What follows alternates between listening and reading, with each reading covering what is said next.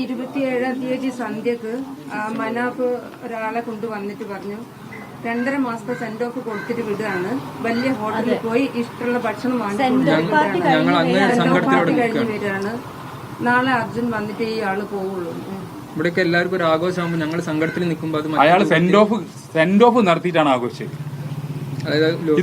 ഇതൊന്നും ഞങ്ങൾക്ക് ഇവിടെ വന്ന് പറയേണ്ട ആവശ്യമില്ലായിരുന്നു, പറയിപ്പിച്ചതാണല്ലോ. ഞങ്ങളിതൊക്കെ നിർത്തിയതാണ് മെഞ്ഞാണ്. അതായത് 3 ദിവസം ഞങ്ങളെല്ലാം നിർത്തി ബാക്ക് ടു ലൈഫിലേക്ക് വന്ന ആൾക്കാരാണ്. അത് ഞങ്ങള് റൂമിൽ കുറെ ആളുകളുണ്ട്, ഞങ്ങളെ കസിൻസ് ഒക്കെ റൂമിൽ ഇങ്ങനെ വിഷമിച്ചിരിക്കുകയാണ്. എന്നോട് വന്ന് പറഞ്ഞു, അമ്മേ ഞങ്ങൾ വന്നിട്ടോ, ഈ ആൾ എൻ്റെ അടുത്തൊരാളെ കൊണ്ടുവന്നു, ഈ ആൾക്ക് ഞാൻ സെന്റ് ഓഫ് കൊടുത്തതാണ്. പിന്നെ ഞങ്ങളെ സെന്റ് ഓഫ് പാർട്ടി കഴിഞ്ഞ് വരികയാണ്. 2.5 മാസത്തെ സെന്റ് ഓഫ് കഴിഞ്ഞ് ഇന്ന് പിരിച്ചു വിടുകയാണ്. ഞങ്ങൾ ജീവിതത്തിൽ തിരിച്ചു വരാൻ മനാഫ് എന്ത് വേണം ആക്കിക്കോട്ടെ എന്ന് വിചാരിച്ചു. പക്ഷെ ഇത് നിർത്തുന്നില്ല. എങ്ങനെ കോണ്ടാക്ട് ചെയ്തിട്ട് മൂപ്പരാൾ നിർത്തുന്നില്ല. ഈ എല്ലാ ദിവസവും ഞാൻ ഇന്നൊരു വീഡിയോ കണ്ട്, അതായത് ഏതൊരു സ്ത്രീ മൂപ്പരാളെ വിളിച്ചിങ്ങനെ സംസാരിക്കുകയാണ്. അപ്പൊ ലാസ്റ്റ് ചോദിക്കുകയാണ്, നിങ്ങൾക്ക് അർജുന്റെ സഹോദരന്റെ ഒരു നന്ദി കിട്ടിയില്ലാലോ. അപ്പൊ എന്താ പറഞ്ഞ വെച്ചാൽ ഞാൻ ആരും നന്ദിക്ക് വേണ്ടിയല്ല ചെയ്യുന്നത്, അതൊക്കെ എന്റെ കുടുംബത്തിനെ.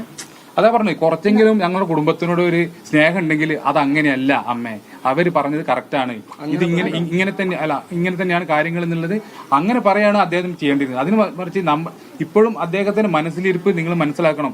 ഏത് തരത്തിലുള്ള വൈകാരികതയും ചൂഷണം ചെയ്ത് മുന്നോട്ട് പോകുക എന്നുള്ള ഒറ്റ ഉറപ്പുള്ളൂ. ഇതിനൊക്കെ തെളിവ് ഞങ്ങളെടുത്തു, ഞങ്ങൾ വെറുതെ പറയില്ല. അത് ഇതിന് പുറകിൽ എന്താ കേസ് അത് ഞങ്ങൾ കൊടുക്കുകയാണെങ്കിൽ നമ്മൾ ഫുൾ എവിഡൻസ്, എല്ലാ കാര്യങ്ങൾക്കും എല്ലാ എവിഡൻസും നമ്മൾ എടുത്തു. ഇന്നിപ്പോ കൃഷ്ണപ്രിയ വിളിച്ചിട്ട് പോലും എടുത്തിട്ടില്ല. ഞാനൊരു 10-20 മെസ്സേജ് അയച്ചിട്ടുണ്ട്, ഒക്കെ റീഡ് ചെയ്യാൻ പോവുക. കാരണം മൂപ്പരാക്ക് ഇതിന് പിന്നോട്ട് പോകാൻ പറ്റില്ല. ആ ഒരു ലെവലിൽ എത്തിയതിനെ കൊണ്ട് താവുന്നില്ല. എത്ര കോണ്ടാക്ട് ചെയ്തിട്ട് നിർത്തുന്നില്ല. പിന്നെ ഈ പിന്നെ കമന്റുകൾ, നെഗറ്റീവായിട്ടുള്ള കമന്റുകൾ മാത്രമാണ് നമുക്ക് വരുന്നത്. ഈ നമ്മളെ സ്നേഹിക്കുന്ന ആൾക്കാർ പിന്നെ വിളിച്ച് ചോദിക്കുക, ഇങ്ങനെ എന്താണ് ഇവിടെ നടക്കുന്നത്, ഇങ്ങനെയൊക്കെയാണോ എന്തൊക്കെയാണെന്ന്. അപ്പോൾ അവർക്കും നമ്മൾ എക്സ്പ്ലനേഷൻ കൊടുക്കേണ്ട ഒരു സാഹചര്യം വരികയാണ്. അത് ഞങ്ങളെ സംബന്ധിച്ചിടത്തോളം വളരെ വേദനാജനകമായ ഒരു കാര്യം തന്നെയാണ്. നമ്മൾ തകർന്നു പോയി, തുടക്കം മുതലേ നമ്മൾ തകർന്നു പോയപ്പോൾ നമ്മളെ കൂട്ടിപ്പിടിച്ച് കൊണ്ടുവരുന്നത് നമ്മുടെ ചേച്ചിയും ചേട്ടനാണ്. അപ്പോൾ അവർക്കെതിരെ എന്ത് വന്നാലും നമ്മളത് പ്രതികരിക്കും.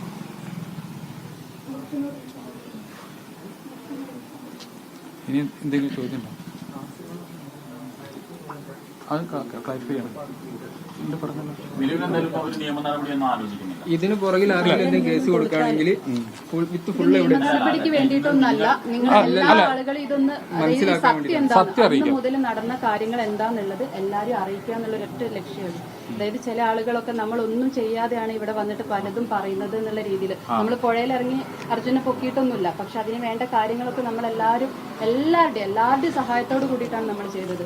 അപ്പം ആരെ കുറ്റപ്പെടുത്താനോ ഒന്നിനു വേണ്ടിയിട്ടല്ല. ഞങ്ങളൊക്കെ സാധാരണ ആളുകളാണ്, ഞങ്ങൾ ആരും മീഡിയക്ക് മുന്നിൽ ഇതിന്റെ മുന്നേ വന്നിട്ടില്ല. ഞങ്ങൾ അവസ്ഥ കൊണ്ടാണ് അന്ന് മുതൽ മീഡിയന്റെ മുന്നിൽ വന്നത്, അല്ലാതെ അറ്റൻഷൻ സീക്കറായിട്ടോ മീഡിയന്റെ മുന്നിൽ നിന്നിട്ട് എല്ലാവരുടെയും ഒരു അറ്റൻഷന് വേണ്ടി ഒന്നുമല്ല നമ്മൾ വന്നത്. നമുക്ക് നമ്മുടെ അനിയനെ കിട്ടാൻ വേണ്ടിയിട്ടാണ് അന്ന് മുതൽ ഇന്ന് വരെ നമ്മുടെ ആവശ്യം അതായിരുന്നു. അതോടുകൂടി നമ്മളൊരു നന്ദി പറച്ചിൽ നിർത്തിയ കാര്യങ്ങളാണ്. അപ്പൊ പല ആളുകളും പല തലത്തിലേക്ക് ഈ ഒരു കാര്യത്തിനെ കൊണ്ടുപോയിട്ടുണ്ട്.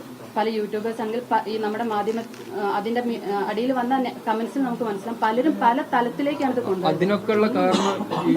നമ്മൾ അതോടുകൂടി സ്റ്റോപ്പ് ചെയ്തതാണ്. നമുക്ക് മീഡിയന്റെ ഒരു പബ്ലിസിറ്റിയോട് കൂടി ജീവിക്കാൻ ആഗ്രഹിക്കുന്ന ആളുകളല്ല, പക്ഷെ നമ്മളെ വെച്ചിട്ട് നമ്മൾ ചെയ്യാത്ത കാര്യങ്ങൾ അല്ലെങ്കിൽ നമ്മളെ ആയിട്ട് ബന്ധപ്പെടാത്ത കാര്യങ്ങൾ പലതും പല രീതിയിൽ പറഞ്ഞിട്ടാണ് ഇപ്പൊ പോകുന്നത്. നമ്മളെ ഭയങ്കരമായിട്ട് വിഷമിക്കുന്നുണ്ട്. എല്ലാവർക്കും മുന്നോട്ട് പോകണം, എല്ലാവർക്കും ജീവിക്കേണ്ടതാണ്. ഇതിനൊക്കെയുള്ള കാരണം വെച്ചാൽ ഈ ഡെയിലി വരുന്ന യൂട്യൂബുകളാണ്, അതായത് യൂട്യൂബ് ചാനലിലെ വീഡിയോസാണ്.